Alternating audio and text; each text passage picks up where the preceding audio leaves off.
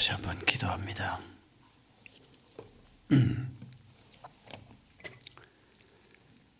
감사하신 주님, 믿음 없이 길을 갈 때는 더했지만은 믿음을 가지고 하나님과 함께 이 길을 걸어간다고 하면서도 저희들은 쉽게 지치고 또 힘들고 어려운 일이 많은 것을 주께서 아십니다. 그래서 주님께서는 저희들에게 쉼을 주시겠다고 약속하셨습니다. 마태복음의 말씀을 통해서 하나님께서 우리에게 두 가지 쉼을 주시겠다 약속하신 말씀을 함께 생각합니다. 하나님이 약속하지 않은 것을 우리가 구할 때 얻기가 어렵지만은 그러나 하나님께서 약속하신 것을 우리가 구할 때 하나님은 반드시 주시는 분이심을 믿습니다. 저희가 오늘 말씀을 잘 깨닫고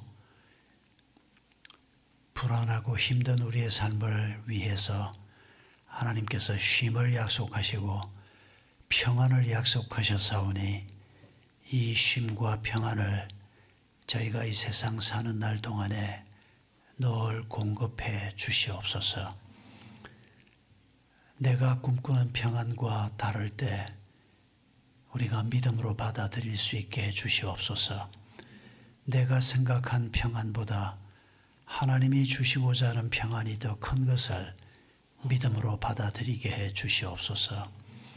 내가 좋아하는 쉼보다는 하나님이 주시겠다는 쉼이 우리에게 더 필요한 것임을 믿음으로 받아들이게 해 주시옵소서. 이 시간 오직 주의 은혜를 사모하옵고 예수님의 이름으로 기도하옵나이다. 아멘.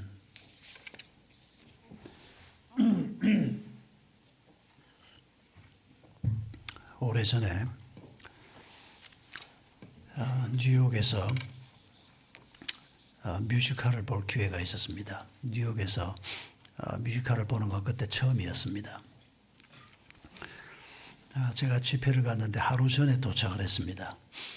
근데 공항에서 저를 태우고 들어가는 집사님이 뭐라고 얘기를 하는 거 하니까 목사님 뉴욕에서 뮤지컬 볼 기회가 그동안 있었습니까? 없었다고. 그래서 목사님 오늘 저녁에 조금 피곤하겠지만은 저희가 괜찮은 자리를 예약을 해 놓았으니까 가라는 겁니다. 그래서 제가 속으로 지금 비행기에서 내려서 호텔에 가서 씻고 김치찌개는 하나 먹고 푹 쉬고 싶은데 무슨 너무 뮤지컬을 보러 가라고 지금. 제가 그런 거 별로 썩 좋아하지도 않고 수준이 그 정도는 안 되거든요. 그런데 이 양반이 굉장히 비싼 티켓을 사놓고 가라 그러는데 내가 뭘 쓸데없는 걸 합니까? 그럴 수는 없지 않습니까? 그래서 내가 고맙습니다 그랬습니다. 그리고 얼른 샤워를 하고 갔습니다. 근데 자기는 그 뮤지컬을 몇 번 봐서 자기 회사에서 일하는 형제를 안내역으로 붙여놓았던 그 형제도 제가 서울에서 만나본 적이 있는 사람이었습니다. 그래서 그 집사님은 우리를 이제 내려주고 끝날 때쯤 와서 픽업하겠다고 그러니까 우리 둘이 들어갔습니다. 자리도 아주 괜찮았습니다. 앞쪽으로 꽤 비싼 자리를 티켓을 사놓았더라고요. 1막이 끝났습니다. 인터미션 시간이 있지 않습니까? 아나운스먼트가 나옵니다. 20분간 휴식 시간입니다. 밖으로 나갔다가 들어올 때는 반드시 티켓을 보여주셔야 됩니다. 이런 아나운스먼트가 나왔습니다. 그런데 저를 안내했던 이 형제는 한국에서 뉴욕 온 지가 한 2년밖에 안 된 사람입니다. 그것도 2년 동안 일하면서 한국말로만 일하는 사무실에서 일한 사람입니다. 영어가 안 되는 사람인 겁니다. 그런데 지는 벌써 뉴요커입니다. 2년 이상을 뉴욕에서 살았거든요. 맨날 맨하탄을 왔다 갔다 하고 그 친구가 날 보고 뭐라 그러는 거 하니까 아니 목사님 무슨 자기도 그 브로드웨이 뮤지컬을 처음 왔는데 무슨 이놈의 브로드웨이 뮤지컬을 하다가 많이 하는 겁니다. 내가 어쩔 바를 모르겠더라고요. 그러면서 이제 걸어 나갑니다. 나도 할 수 없이 따라 나갔습니다. 뒤도 안 돌아보고 극장 밖으로 나가는 겁니다. 그냥 그래서 어쩝니까? 내가 같이 나가야지. 야, 지금 이거 1막 끝났고 이제 2막 시작할 거야. 그러면 이 친구가 얼마나 미안하겠습니까, 나한테. 나가는데 백인 청년이 그 입구에서 이제 그 기도를 보고 있는 사람이 있지 않습니까? 그 바깥으로 나가는 사람은 아무도 없습니다. 그냥 극장 밖에 나와서 앞에 이 로비에서 차를 마시거나 이러고 있지. 우리 둘만 나가는데 이 백인 청년이 왜 나가냐고, 나중에 다시 들어올 때 반드시 티켓 보여줘야 됩니다. 이럽니다. 또. 그 친구가 집에 가는 사람한테 이 친구는 뭐라는 거야? 뉴욕에 2년을 살아도 영어가 안 들리는 겁니다. 2년이 아니라 20년 살아도 안 들리는 사람 제가 많이 봤습니다. 한국 사람하고만 살면. 나왔는데 집사님이 우리를 데리고 올 시간이 아니지 않습니까? 그러니까 이 친구가 집사님이 데리러 온다고 그래 놓고 왜 안 왔지요? 내가 아무 말도 못했습니다. 택시를 불러서 나를 호텔에 데려다 주고 지는 집으로 갔는데 그 다음날 이 친구가 상황을 파악을 했습니다. 그래서 목사님 미안합니다. 자기가 처음이 돼가지고 영어도 못해가지고 목사님 말을 하지 왜 그랬습니까? 말을 했으면 나한테 원망이 돌아올 거 아닙니까? 창피함이 막 돌아올 거고. 누가 날 보고 브로드웨이에서 뮤지컬 봤냐 그러면 제가 봤다 그래야 됩니까? 안 봤다 그래야 됩니까? 1막은 봤는데 2막을 못 봤으니까 괜찮습니다. 스토리 다 압니다. 제가 미리 브로슈에서 스토리가 어떻게 되는지 다 봤기 때문에 그래도 가서 1막은 다 봤지 않습니까? 그것도 배우들 얼굴 표정까지 다 보면서. 여러분, 우리 인생에도 1막 인생이 있고 2막 인생이 있습니다. 많은 그리스도인들은 1막까지만 보고 2막을 맛을 못 보고 지나가는 경우가 굉장히 많습니다. 그런데 오늘 성경 본문에서 우리에게 가르치는 대로 2막까지 가야 합니다.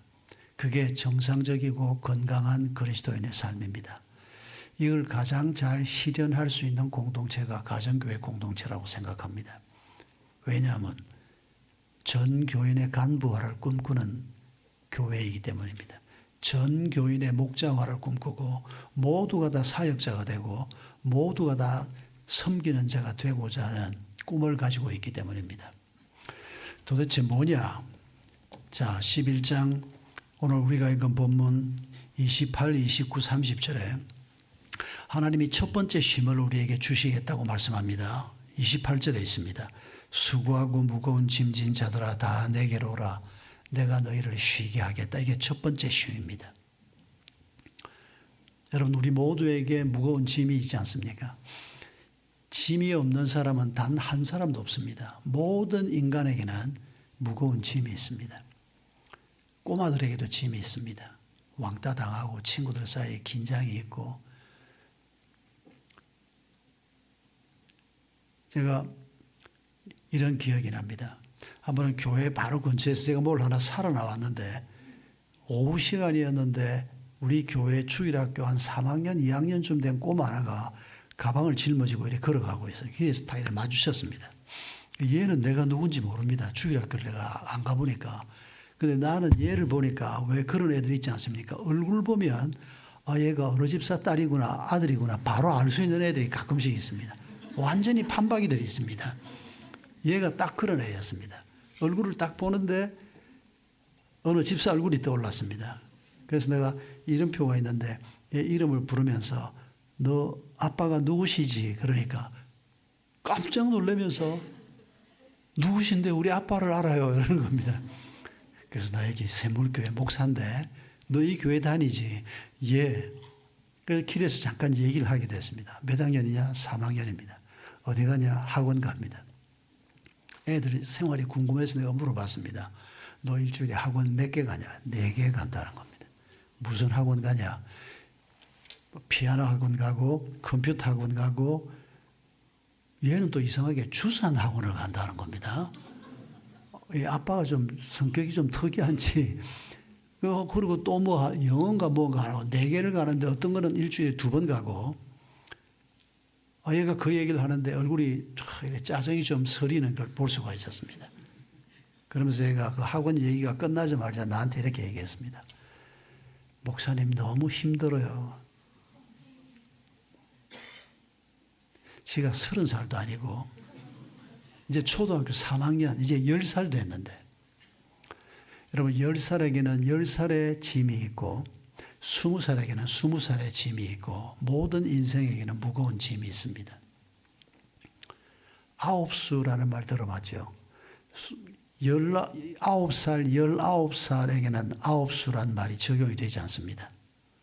그런데 29, 39, 49 이렇게 이제 아홉수 얘기를 하는데 저는 어릴 때부터 그 얘기를 들었는데 그 얘기는 그냥 어른들이 하는 말인 줄 알았습니다. 근데 이게 심리학 책에 나오더라고요. 서양 사람들도 비슷한 얘기를 하는 걸 봤습니다. 그러니까 나이가 29, 30살쯤 되면 벌써 이제 몸이 좀 달라지기 시작합니다. 아니, 30살에 뭐가 달라져요? 30살들은 알 겁니다. 여러분, 남자는 21, 2살 때 몸이 클라이막스에 오릅니다. 21, 2살을 넘어서면서부터 육체적으로 조금씩 쇠해지기 시작합니다. 그러니까 23살짜리가 야, 작년하고 나 다르다. 그렇게 말한다고 이상하지 않다는 겁니다. 여성들은 23살, 4살 때가 클라이막스랍니다. 막 꽃봉오리처럼 예쁘고 피부도 좋고 했는데 23살, 4살을 지나가면 조금씩 달라지기 시작한다는 겁니다. 그러니까 나이가 이제 한 30살쯤 되면 벌써 클라이막스를 지난 지가 꽤 지나갑니다. 몸이 달라지고 그리고 어릴 때 생각했던 그런 꿈들이 현실에서 얼마나 어려운지를 뼈저리게 느끼기 시작합니다. 그러니까 나이를 먹으면 먹을수록 절망이 더 커지고 꽤 사회생활을 잘 한다고 생각하고 믿음도 있다고 생각하는데도 정작 마음은 공허해지기 쉽고 여러분 신앙생활을 하는 사람에게도 이 짐은 무거운 짐입니다. 먹고 사는 일이 쉬운 일이 아닙니다. 내 힘으로 내가 먹고 살고 내 가족을 먹여 살리고 여러분 이거 쉬운 일이 아닙니다. 대한민국이 세계 10대 경제 대국에 들어갔다고 하지만 여전히 이 과제는 어려운 과제입니다. 하물며 아프리카나 동남아시아에 있는 어려운 나라들에는 여러분이 먹고 사는 문제가 죽음과 직결되는 문제들입니다. 여러분 어젯밤에도 20억이 넘는 인류가 지붕도 없는 곳에서 잠을 잤다는 사실을 한번 생각해 보십시오. 여러분 오늘도 20억이 넘는 인류가 단돈 1,000원을 가지고 하루를 살아야 한다는 걸 한번 생각해 보십시오. 먹고 사는 문제는 너무도 무거운 짐입니다. 그래서 우리 그리스도인들이 혹 하나님이 우리를 불러서 먹고 사는 문제가 해결되지 않는 사람들을 위해서 섬기도록 부르신다면 이 일은 너무도 영광스럽고 너무도 아름다운 일입니다. 우리에게 가장 무거운 짐은 죄짐입니다. 사람들은 죄짐이 얼마나 무거운지를 아예 모릅니다. 왜 모를까요? 죽어 있기 때문입니다. 시체 위에는 10kg를 올려놓으나 100kg를 올려놓으나 아무 차이가 없습니다. 시체는 야, 왜 이렇게 무겁냐? 그렇게 말할 줄도 모르고 느낄 줄도 모르기 때문입니다. 영적으로 죽은 사람들은 마음에 공허함이 있고 먹어서 배가 부른데도 마음은 차지 않고 뭔가 공허하고 지치고 한데 도대체 어떻게 해서 내 마음에 이런 지친 피곤한 공허한 이런 것들이 있는지를 파악을 하지 못합니다. 하물며 어떻게 그게 해결돼야 할지도 알지를 못합니다. 하나님의 말씀을 들어도 받아들이지 못합니다. 그래서 죄짐이야말로 우리를 힘들게 만들고 우리를 어렵게 만드는 가장 무거운 짐임에도 불구하고 많은 사람들은 그런 이 짐이 있다는 것조차도 알지 못합니다. 이게 큰 불행입니다. 그래서 우리가 하나님의 말씀을 듣고 권면을 받고 우리의 죄를 깨닫는 것이 하나님의 놀라운 은총인 것을 알아야 합니다. 거기에서부터 하나님의 은혜가 시작되기 때문입니다. 여러분 하나님께서는 우리의 이 짐을 어떤 짐이든지 다 져 주시겠다고 쉬게 하시겠다고 약속하고 계십니다. 어떻게 하시는 건가? 이건 이제 우리가 앞으로 기대하면서 여러분이 경험하셔야 됩니다. 하나님께서 지금 내가 짊어지고 있는 이 짐을 어떻게 해 주실까? 우선에 기대하시기 바랍니다. 이게 믿음입니다. 이거 하나님이 어떻게 해결해 주실 건가? 왜 하필 납니까?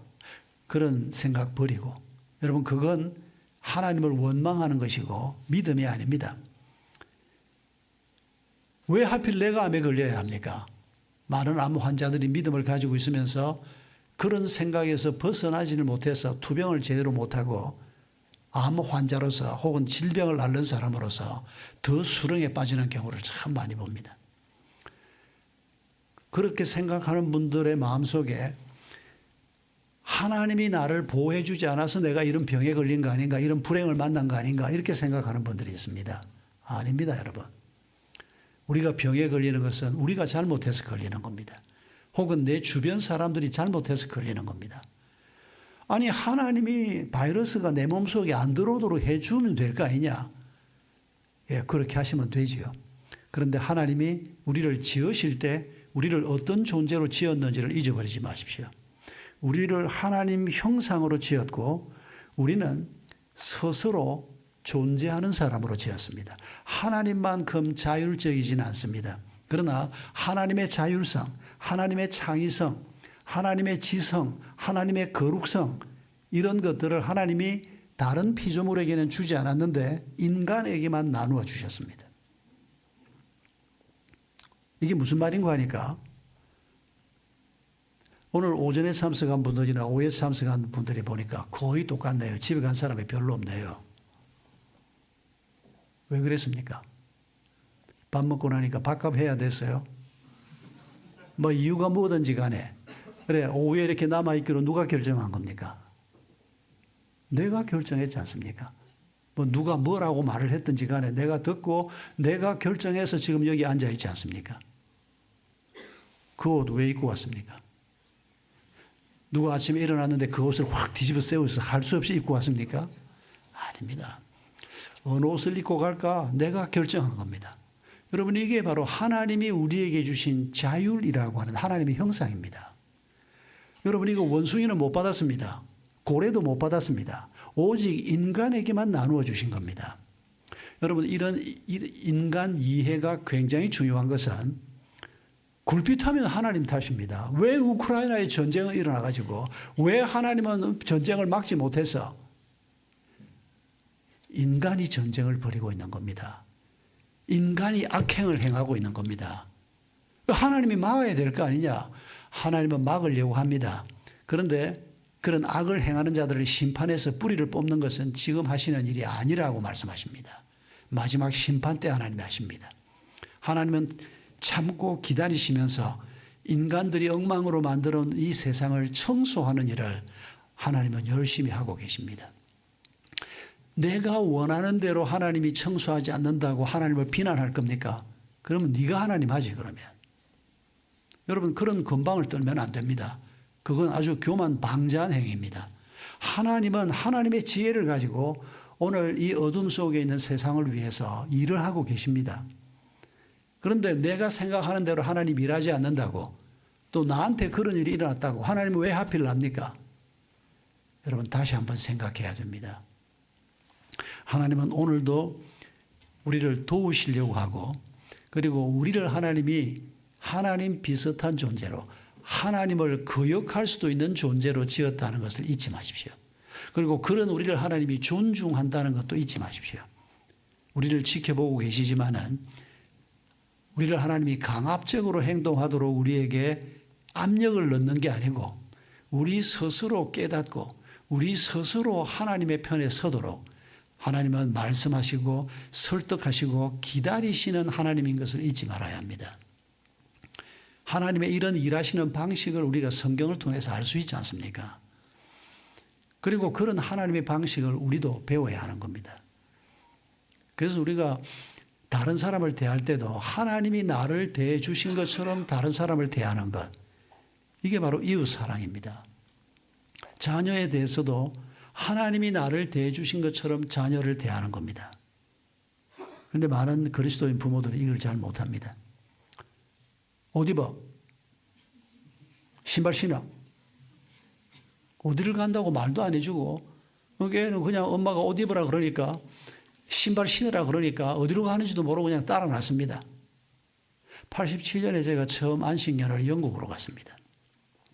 영국 현지 교회를 이제 가서 거기 있는 식구들하고 만났는데 제가 지금 방금 한 이런 얘기가 어디에서 나온 얘기인고 하니까 이제 토요일을 같이 이제 우리 같으면 목장 모임 같은 걸 하는 겁니다. 이제 같이 목장 모임을 하고 차 한잔 마시고 끝이 났습니다. 그리고 이제 다 집으로 돌아가는데 그 집 안주인이 옷을 입고 외출복을 입고 나가는데 이제 같이 나갑니다. 근데 그 집에 한 5살 된 딸이 있었습니다. 이 어머니가 5살 된 딸을 대하는 태도를 보고 우리 부부가 충격을 받았습니다. 엄마가 애한테 뭐라 그러는 거 하니까 What do you think? 엄마가 지금 어디 갔다가 이렇게 갔다가 돌아올 건데 너 같이 갈래? What do you think? 그러니까 조그마한 5살이면 조그만하지 않습니까? 조그마한 꼬마가 잠깐 생각을 하더니 I think 이러면서 얘기를 하는데 내가 같이 갈까 말까를 아이로 하여금 결정하게 하는 겁니다. 엄마가. 여기 애가 I think 그러면서 엄마하고 같이 가겠다. 그러면서 지방에 가서 외투를 입고 나오고 신발을 신더라는 겁니다. 여러분 이거 하고 옷 입어. 신발 신어. 예, 우리 부모가 예수 믿지 않아서 우리가 그런 대접을 받지 못했을 수 있습니다. 뭐 제가 1세대 크리스찬이니까 집에서 그런 거 보지 못했습니다. 그래서 우리 아이들한테 미안한 게 참 많습니다. 저도 주로 그런 방식이었으니까 안 그러려고 애를 써도. 그러나 하나님이 나를 대하는 방식으로 내가 다른 사람을 대한다. 내 아이를 대하고 내 친구를 대한다. 여러분 이거 우리가 훈련해야 합니다. 은혜를 많이 받는 게 중요한 게 아니고 은혜 받고 그 말씀을 따라서 내 삶을 교정해가고 내 말을 교정해가고 내 삶의 태도를 교정해가는 것이 신앙생활입니다. 그래야 하나님의 은혜가 거기에 임하는 것입니다. 여러분 이런 하나님께서 우리를 대하시는 태도 속에서 우리가 발견해야 할 것이 무엇입니까? 이 짐은 하나님이 어떻게 져주실란가? 이 기대입니다. 우리에게 문제가 있으니까. 그리고 이 문제는 하나님이 우리에게 쉼을 주시겠다고 너희 문제를 내게로 가져오라고 말씀하셨으니까. 제 개인의 간증을 하나 말씀드리겠습니다. 여러분에게도 이런 간증들이 있을 것이고 또 앞으로도 이제 계속 생길 텐데 제가 목회하다가 42살에 한번 쓰러졌습니다. 담임 목사로 일하기 시작한 지 10년 차 되던 해입니다. 33살부터 42살까지 딱 10년 차 되던 해인데 목요일 저녁에 남자 사역반을 하다가 입으로 코로 피를 토하고 제가 병원에 실려갔습니다. 갑자기 혈압이 올라가서 여기에서 혈관이 터져서 이게 이제 입으로 코로 피가 나왔던 겁니다. 병원에 일주일 있으면서 정밀 검사를 받았습니다. 우리 집 바로 뒤에 무너진 성수대교 건너편에 한양의대가 있고 그 한양의대 이비인후과 과장이 우리 교회 집사였습니다. 병원에 실려가서 밤새 혈액이 한 4분의 1쯤 빠져나가서 수혈을 해야 되나 말아야 되나. 근데 아직 뭐 42살밖에 안 됐고 건강한 사람이니까 수혈을 하지 않고 하자. 그렇게 결정했다고 그 양반도 박 씨였는데 우리 박 집사가 와서 얘기를 하더라고요. 아무튼 일주일 동안 병원에 있다가 다행히 몸에 특별한 이상은 없는데 순간 혈압이 올라가서 혈관이 끊어졌다. 만약에 여기에서 한 5cm만 더 위쪽에서 끊어졌으면 뇌 안에서 끊어지는 거고 뇌일혈로 적사했을 거다. 그 혈관 크기가. 그러니까 죽을 고비를 넘겼다는 얘기입니다. 그럼에도 불구하고 이제 이 끊어진 혈관을 지져서 이게 이제 처치를 해야 되니까 지금은 이제 일단 머물러 있지만은 그래서 전신 마취를 하고 이 코 안쪽으로 해서 이제 작업을 해야 됩니다. 근데 전신 마취를 했는데 제 생애 처음으로 전신 마취를 한 겁니다. 제가 깨어나질 않은 겁니다. 그러니까 그때 이제 한양대학병원의 부원장이 우리 교회 집사였고 이비인후과 과장이 우리 교회 집사인데 이제 이 두 사람이 이제 제가 입원을 하고 뭐 아침 저녁으로 병실에 들락날락하고 그러니까 제가 있던 그 병실 간호사들은 막 바짝 긴장을 한 겁니다. 뭐 과장님이 막 왔다 갔다 하고 같은 박씨인데 혹시 우리 과장님 형님이신가? 뭐 근데 나중에 보니까 그 교회 담임 목사라 그러니까 이분들이 뭐 굉장히 저한테 잘했죠. 전신 마취를 해서 부작용이 생기면 정시에 깨어나지 않으면 그중에 0.1% 정도는 그대로 간답니다. 그냥. 식물인간으로 간답니다. 근데 제가 그 대상자가 된 겁니다. 그러니까 우리 집사 둘이가 우리 그 병원에 의사한테 얼마나 자기들이 긴장을 했겠습니까? 제가 한참 늦게 깨어났습니다. 깨어나니까 아이고 깨어났네요 목사님 이러는데 뭐 내가 죽었다 깨어난 것도 아닌데 왜 이래 반가워하나 했는데 나중에 그 얘기를 해주는 겁니다. 하여튼 일주일 후에 제가 퇴원을 했습니다. 그런데 의사가 이렇게 말했습니다. 목사님 운동해야 됩니다. 제가 42살까지 뭐 바쁘기도 하고 또 운동하는 것에 대해서 약간 부정적인 마음이 있었습니다. 친구들이 새벽기도 마치고 뭐 운동을 하고 있으면 말은 안 했지만 속으로 저것들은 읽어야 될 책이 얼마나 많고 해야 될 공부가 얼마나 많은데 새벽에 저래 나가서 벌쩍벌쩍 뛰고 저것들이 뭘 제가 마음속으로 그런 아주 교만한 마음이 좀 있었습니다. 42살이 될 때까지 제가 숨쉬기 운동 말고는 아무것도 해본 게 없습니다. 제가 운동 신경은 좀 있더라고요. 나중에 보니까. 그 의사가 운동을 하라 그러는데 참 기가 막히더라고요. 집에는 운동화도 한 컬레 없는데. 그래서 제일 먼저 퇴원하고 한 게 운동화 한 컬레 산 거였습니다. 그리고 이제 그때 테니스를 시작해서 지금 29년째 하고 있는데 문제는 이제 그 다음이었습니다. 42살이니까 제가 죽는다는 건 상상도 안 해봤거든요. 제가 이제 담임 목회하면서 이제 장례가 생기면 뭐 병원에 가고 임종도 보고 뭐 서울에 있는 중요한 병원들은 제가 계속 들락날락하면서 신방을 하는데 그 환자들 죽음을 보면서 내가 죽는다는 생각은 한 번도 안 해봤습니다. 수십 년 후에 일일 거라고만 생각을 했지. 그런데 42살에 나도 갈 수 있다. 이게 현실적으로 딱 내 눈앞에 다가온 겁니다. 그때 우리 큰아이가 초등학교 한 3학년 됐나요? 아이 셋이 있고 홀로 어머니가 계시고 퇴원하고 한 일주일쯤 됐을까요? 새벽기도 시간에 이래 앉아있는데 갑자기 야 내가 만약에 죽는다면 이거 어떻게 되지? 교회는 뭐 담임 목사님 새로 초빙하면 될 거고 문제는 내 아내는 어떻게 하고 아이 셋은 어떻게 하고 부모한테 물려받은 재산도 없고 뭐 강남에서 목회한다고 큰 교회 목사라고 내 친구들은 아직 집 한 칸 못 샀냐 이런 농담도 하고 했는데 집 한 칸이 뭡니까? 제 아내가 늘 저한테 하는 말이 통장에 한 100만 원만 좀 있었으면 좋겠다고. 사례 받기 한 일주일 전부터 돈이 떨어져 가지고 쩔쩔매는 이런 상황이 반복되고 있었거든요. 그러니까 내가 죽는다고 상상을 하니까 막 얼마나 두려운 마음이 몰려오는지 그날 새벽에 앉아서 그 생각을 하는데 꼭 화살을 맞은 사람 같았습니다. 확 두려움이 몰려오면서 야 이거 어떡하지? 나는 뭐 죽어도 천국 간다고 생각하면 나는 뭐 괜찮을 텐데 남아있는 사람들은 어떡하고 우리 아이들은 어떡하지? 이 두려움이 떠나지를 않는 겁니다. 하루 이틀 사흘 지나가는데 떠나지를 않는 겁니다. 두려워하지 말라 이런 찬송가를 계속 골라서 뭐 30분 1시간 불러보기도 하고 그런 성경 구절들만 찾아서 뭐 1시간 내내 읽기도 하고 뭐 주여 하고 부르짖고 기도도 하고 이 두려움이 없어지지가 않는 겁니다. 참 무섭습니다.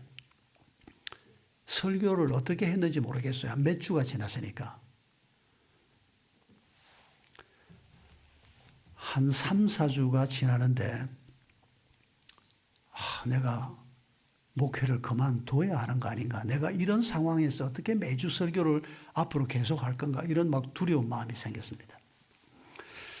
그런데 월요일 날 우리 친구 목회자 부부들 한 10커플이 한 달에 한 번씩 모이는 모임이 있었습니다. 그 모임에 제가 총무였습니다. 양지에 콘도를 빌려서 월요일 오후 3시쯤 모여가지고 이제 그 다음날 화요일 날 점심 먹고 헤어지는데 이제 그 기간 동안에 우리가 독서 토론도 하고 성경 가지고 토론도 하고 기도회도 하고 교제도 하고 이러는데 그때 그 친구들이 지금까지도 계속 한 번씩 만납니다. 지금은 이제 우리 그 모임의 멤버들 중에서 이제 은퇴하는 사람이 10명 정도 중에 이제 한 사람 남았는데 제일 막내가 남았는데 이제 3시에 시작을 하면서 제가 총무니까 사회를 하고 개회 예배가 30분이었거든요. 이제 회장 목사님이 정 목사님이었습니다. 저보다 선배님이었습니다. 그래서 제가 회장 목사님한테 목사님 설교 15분입니다.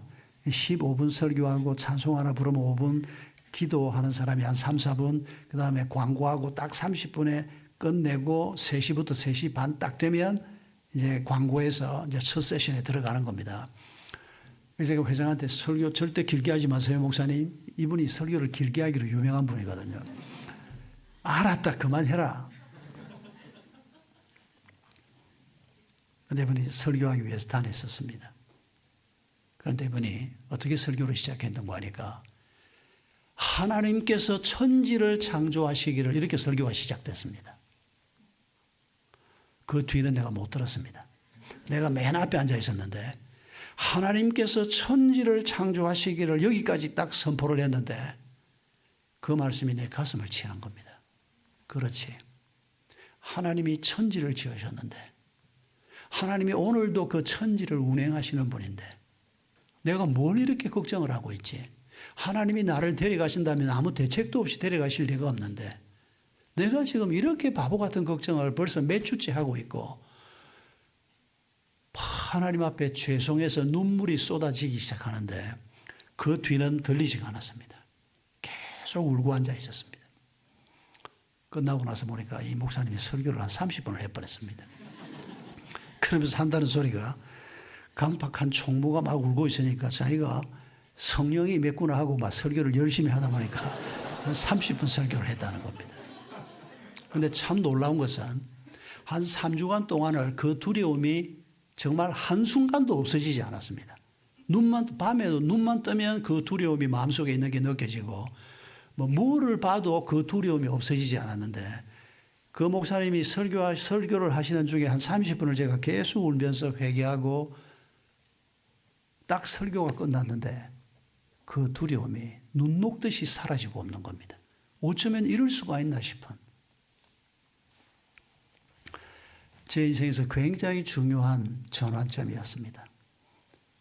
그때도 제가 한 10년을 담임 목사로서 설교를 했지 않습니까? 그때 이후로 설교가 좀 달라진 것 같았습니다.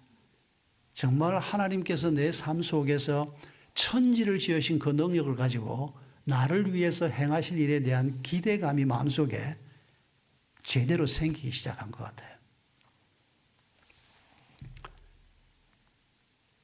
제 생각에는 제가 그런 상황에서 어떡하지 그러면 하나님께서 복권을 하나 딱 맞게 해가지고 한 10억쯤 딱 은행에 넣어놓고 앞으로 너 은퇴하고 난 다음에 또 무슨 일이 터졌을 때 이거 가지고 살면 된다. 나는 이런 방식이 현실적으로 괜찮은 방식이라고 상상은 해봤는데 하나님이 제 말을 들을 리가 있습니까? 하나님이 우리보다 지혜로운 분인데 훨씬 더 좋은 방법으로 하나님이 문제를 해결하시는 분인데, 여러분 지금 현재 우리가 어떤 문제를 안고 있든지 간에 우선에 두려워하지 마십시다. 두려움이 생기면 기도를 시작하십시다. 하나님은 우리의 문제를 해결하시는 분입니다. 어떤 문제든지 가장 좋은 방법으로 해결하실 것입니다. 그래서 우리가 하나님의 인도하심을 놓지 않는 한 답이 항상 거기에 있습니다. 어떤 목사님이 설교 준비를 했습니다. 이제 목요일 날 사무실에 본문 제목을 주면 설교 원고를 만들어서 인쇄소로 보내고 토요일 날 인쇄소에서 설교 주보가 오나 이런 한 20년 더 전에 그런 식으로 우리가 주보를 만들었습니다. 이분이 밖에 있으면서 비서한테 전화를 했습니다. 이번 주일 설교 본문 제목 시편 23편 1절로 6절, 여호와는 나의 목자시니. 그러니까 비서 자매가 목사님 뭐 더 필요한 건 없습니까?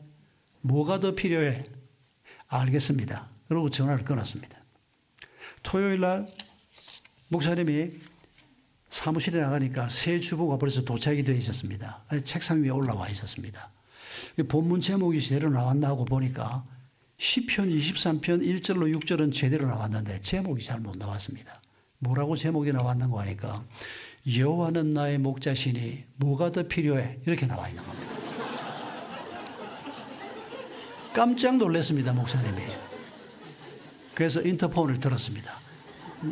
비서 야단치려고. 얘가 무슨 일을 이렇게 하네. 야단치려고 인터폰을 딱 들고 다시 보는데 여호와는 나의 목자시니 뭐가 더 필요해? 이 제목이 괜찮더라는 겁니다. 갑자기 마음속에 우리 비서자매를 통해서 하나님이 자기에게 새로운 기도 제목을 설교 제목을 주신 것 같다. 이런 생각이 들더라는 겁니다. 그래서 야단치려고 들었다가 통화도 하지 않고 도로 내려놓고 그 제목을 들여다보는데 감동이 오기 시작하더라는 겁니다. 뭐가 더 필요해에 초점을 맞춰서 설교 원고를 다시 고치기 시작했다는 겁니다. 그리고 그 다음 주에 설교를 했는데 자기가 그 설교에 굉장히 감동을 받았다는 겁니다. 여러분, 제가 그 목사님이 무슨 설교했는지는 잘 모르고 그냥 들은 얘기지만은 하나님이 나의 목자시면 뭐가 더 필요합니까? 하나님이 지금 나를 인도하고 계시다면 하나님이 알아서 다 잘하실 거 아닙니까? 더 필요한 게 뭐가 있을 수가 있습니까? 우리가 잘 따라가기만 하면 되는 겁니다. 길이 안 보이는데 내 눈에 길이 안 보인다고 하나님 눈에도 길이 안 보일까요?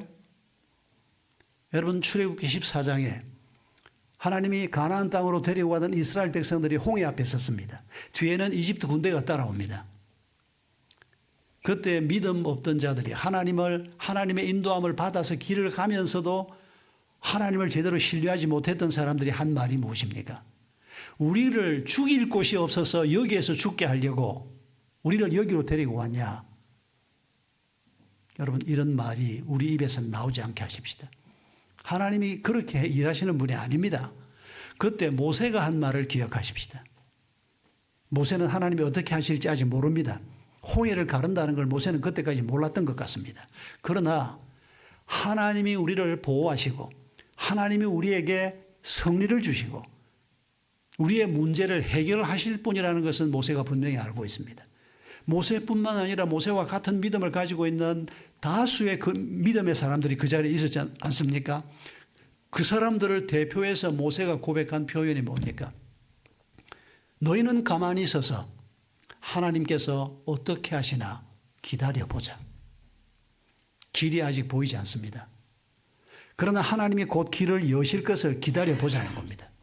아직 방법이 뭔지 모르겠습니다. 조금 기다려보자는 겁니다. 여러분 이 믿음이 우리에게 필요합니다. 우리가 어떤 상황에 있었든지 간에 어떤 문제를 안든지 간에 하나님에 대해서 원망하는 마음을 없애고 하나님에 대한 기대를 높이고 그리고 기다려 봅시다. 놀라운 방법으로 하나님께서 우리에게 말씀하실 것입니다. 우리가 하나님의 인도하심을 기다릴 때 쉼을 잘 얻지 못하는 것은 우리의 욕심 때문인 경우가 너무 많습니다. 우리 속에 우리의 욕심, 우리의 생각, 내 꿈 이런 것들이 가득 차 있어서 하나님이 비집고 들어올 틈이 없는 경우가 너무 많습니다.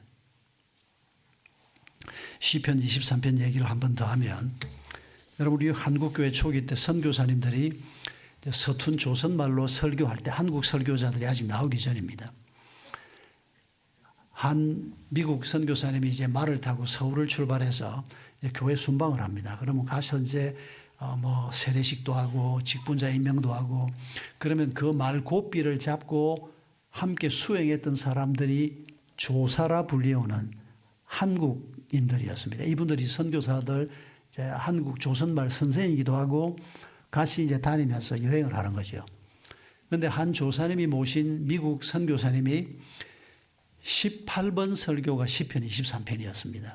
이분은 어디든지 가면 처음 가는 곳에서는 시편 23편 설교를 하는 분이었습니다. 그날도 이분을 모시고 처음 가는 교회에 방문을 하는데 선교사님이 본문 제목을 주는데 보니까 시편 23편 1절로 6절이라고 썼는데 제목이 좀 이상합니다. 그래서 선교사님 제목이 이게 맞습니까? 하고 주었더니 썩 보더니 예 맞습니다 하고 다시 주었습니다. 그 제목이 뭐였는가 하니까 평소에는 여호와는 나의 목자시니 이렇게 주로 설교를 했는데 그날 그 교회를 가시면서 준 제목은 여호와는 나의 목자르시니 이렇게 제목을 준 겁니다. 도대체 이 양반이 무슨 설교를 하려고 이런 제목을 줬나 하고 따라갔는데 그날 선교사님이 한 설교는 바로 그거였습니다.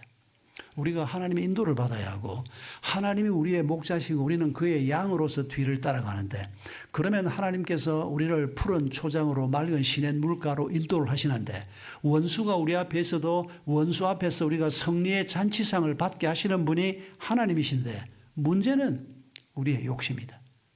왜 우리가 따라가면서 하나님 그쪽 말고요, 지가 더 똑똑한 것처럼 우리가 이런 잘못을 범하지 않습니까? 뭐 하면 막 불평하고 그냥 뭐 그렇게밖에 못해? 이런 말 비슷한. 하나님이 빙의 알아서 하겠습니까?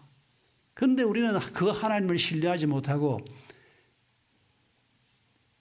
여러분 그게 바로 목자라는 겁니다. 우리의 욕심을 잘라내고 우리의 어리석음을 잘라내고 우리의 교만을 잘라내고, 그리고 주님 앞에 주님이 인도하는 그 길을 겸손하게 믿음으로 따라가는 것. 여러분 그렇게 우리가 길을 걸어갈 때 여러분 하나님이 우리의 문제를 해결하는 것을 오늘 당장 볼 수 있고 내일 당장 볼 수 있을 것입니다. 이런 하나님의 쉼을 반드시 누리는 복이 있기를 바랍니다. 하나님이 두 번째 쉼을 얘기하십니다. 29절입니다. 나는 마음이 온유하고 겸손하니 나의 멍에를 메고 내게 배우라. 그리하면 너희 마음이 쉼을 얻으리니. 여러분 28절의 쉼은 내가 무거운 짐을 짊어지고 있는데 그 짐을 내려놓고 얻는 쉼이었습니다. 그런데 29절의 쉼은 예수님의 멍에를 우리에게 짊어지라. 그리하면 우리가 쉼을 얻으리니. 이 쉼은 평소에 우리가 쉼이라고 생각했던 그런 쉼이 아닙니다. 그런데 우리 주님은 똑같은 쉼을 지금 두 번째 얘기하고 있습니다. 부부로 살면서 연애할 때는 좋았는데 이제 서로의 연약함이 드러나고 그러면서 결혼 생활이 한 2, 3년 지나고 나면 서서히 문제가 생기기 시작하지 않습니까? 이제 그 고비를 잘 넘겨야 또 이제 5년, 10년 쭉 가는 건데, 여러분 상대방이 그렇게 좋았던 사람이 어느 날 무거운 짐으로 느껴지는 게 결혼 생활입니다. 어떤 사람을 만나도 이건 피할 수 없습니다. 여러분 그거 각오하지 않으면 결혼 못합니다. 결혼 안 하는 게 좋습니다. 왜냐하면 우리가 천사를 만나는 게 아니고 나도 천사가 아니고 연약함이 있고 저 사람도 연약함이 있는 사람입니다. 그런 사람이 한 공간에서 모든 문제를 같이 상의하면서 살아야 하는데 그게 어떻게 충돌이 없겠습니까? 반드시 충돌이 생기고 또 있어야 합니다. 마땅히 서로 의견이 다르고 그것 때문에 다투기도 하고 이걸 잘 넘어가는 것이 중요한데, 여러분 이때 우리가 생각해야 할 게 뭐라고요? 주님의 멍에를 맨다고 말씀하십니다. 부부간에 주님의 멍에가 뭘까요? 우리 주님이 우리에게 네가 내 아들하고 네가 내 딸하고 결혼해서 이 아이를 행복하게 해다오. 그래서 결혼했다는 거 아십니까? 남편 아내 여러분. 몰랐으면 오늘부터 마음에 이 말씀을 깊이 간직하시기 바랍니다. 앞으로 여러분이 연애하고 결혼할 때도 이 말씀을 꼭 기억해야 합니다. 뭐 내가 좋으니까 우리 둘이 살면 잘 살 것 같으니까 잘 살 사람 아무도 없습니다. 주의 은혜가 필요합니다. 돕는 배필이 되라고 하는 말이 하나님께서 우리 결혼을 위해서 주시는 큰 축복의 말씀입니다. 내가 이 사람을 돕는 자가 된다. 저 사람은 나를 돕는 자가 된다. 우리가 서로 도와서 하나님의 뜻을 이룬다. 이게 하나님의 방법입니다. 주님께서 목자가 하고 싶은데 당신한테 목자를 부탁하신 거 아시겠습니까? 몰랐어도 괜찮습니다. 오늘부터 이 마음을 품으면 됩니다. 주님께서 성가대를 하고 싶고 주님께서 찬양팀을 하고 싶고 주님께서 집사를 하고 싶고, 그런데 주님이 그걸 천사에게 맡기지 않고 하나님의 자녀인 우리에게 직분을 맡기신 겁니다. 하나님이 가게를 하나 내서 사람들에게 좀 더 좋은 음식을 먹이고 싶고 좋은 물품을 좀 싸게 팔아서 사람들의 삶을 윤택하게 하고 싶은데 그걸 그리스도인 우리에게 맡겨서 섬기게 하는 것입니다. 여러분, 하나님이 우리에게 맡겨주신 교회 직분이건 가정의 일이건 사회생활에서의 일이건 여러분, 이 모든 것들이 우리 주님의 멍에라는 것을 잊지 말아야 합니다.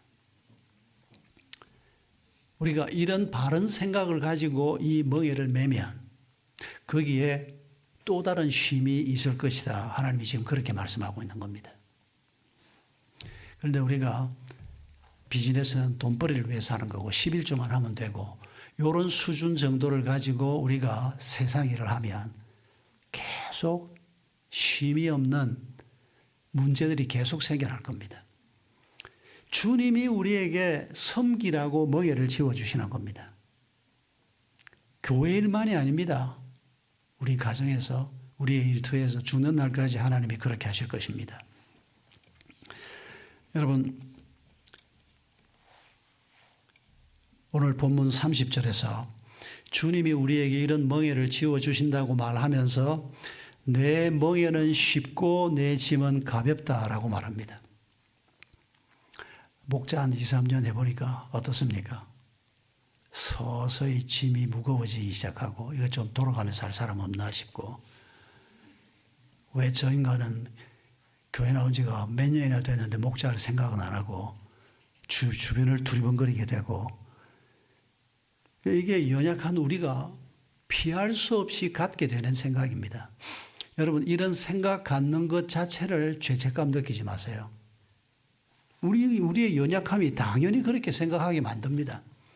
그러나 어떤 분이 말한 것처럼 새가 우리 머리 위를 날아가는 것은 막을 수 없습니다. 그런데 새가 우리 머리에 집을 짓는 건 막을 수 있습니다.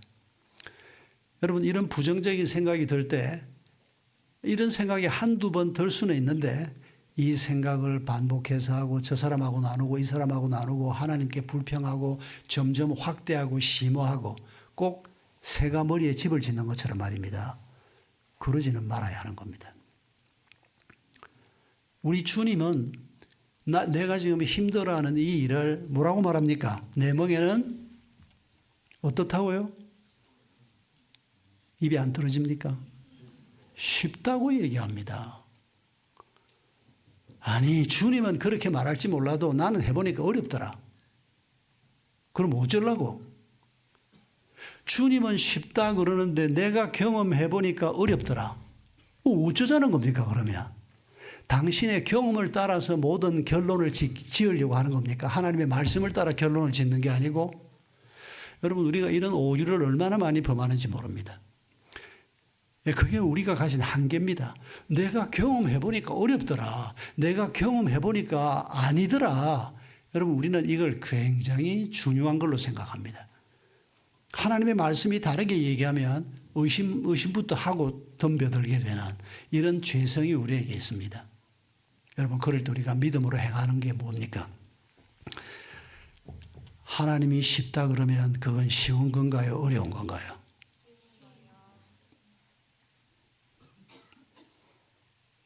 복잡합니까?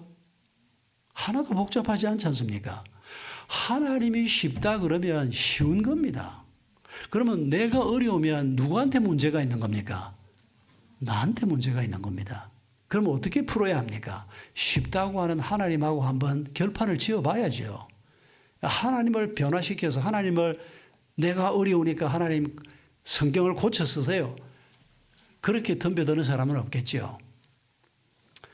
여러분, 하나님은 쉽다 그러는데 우리가 어려운 이유가 뭘까요? 오늘 본문 29절에서 답을 찾아보십시오.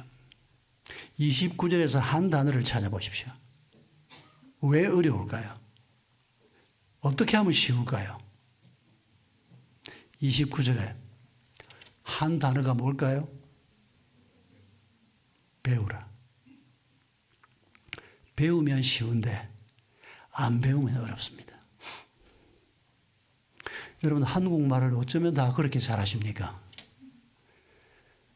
외국인이 배우기 제일 어려운 언어가 언어학자들의 말에 의하면 아랍어고 2위가 한국어랍니다. 한국어 배우는 사람들이 한국의 존칭이 너무 어렵고 한국의 형용사 부사가 너무 어렵다고 합니다. 맞습니다. 기가 막힌 단어입니다. 우리는 이 한국어를 가지고 우리 선조들이 뭐 철학을 하거나 학문을 하지 않아서 학문적인 쪽으로는 한글이 별로 발달이 되어 있지 않습니다. 그런데 일반 생활 속에서 이 한국어를 우리가 썼지 않습니까? 여러분, 한국어로 노랗다를 몇 개쯤 말할 수 있습니까?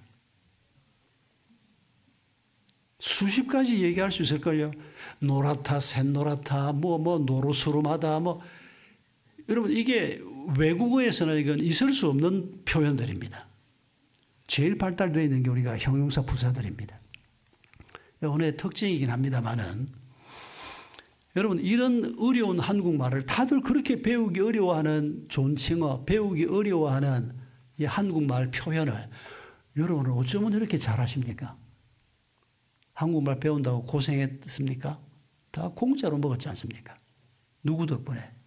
부모님 덕분에. 부모님 집에서 우리가 밥만 얻어 먹은 게 아닙니다. 엄마 해봐라. 하도 난리를 떠니까 우리가 엄마 했지 않습니까? 어떤 아빠는 별나게 아기를 낳아놓고 우리 아이는 처음 하는 말이 하나님이 되고 싶다. 이래가지고 두 부부가 애가 이제 태어나서 이제 말 배우기 시작하는데 맨날 들여다보고 하나님 해봐라, 하나님 해봐라. 제가 그런 사람을 처음 봤기 때문에 와, 세상에 나는 젊을 때 저 생각을 못 했는데 그래, 성공했냐? 성공 못 했답니다. 결국 걔도 엄마를 먼저 했답니다. 여러분, 우리가 몇 번 시도해서 엄마를 하는지 제가 지금 옛날에 읽었는데 기억은 못 하겠는데 아마 수만 번 시도한 끝에 엄마가 나온다는 거 우리가 이미 다 잊어버렸겠지만 우리가 알고 있지 않습니까? 여러분, 어떻게 이렇게 두 발로, 네 발도 아닌데 두 발로 잘 걸어 다니십니까? 어릴 때 수도 없이 여러분 처음에는 누워 있었습니다. 뒤집기도 못했습니다. 그러다가 어느 날 뒤집습니다. 그러면 온 집안이 난리가 납니다. 애가 뒤집었다고 그냥. 어느 날 애가 일어나서 앉습니다.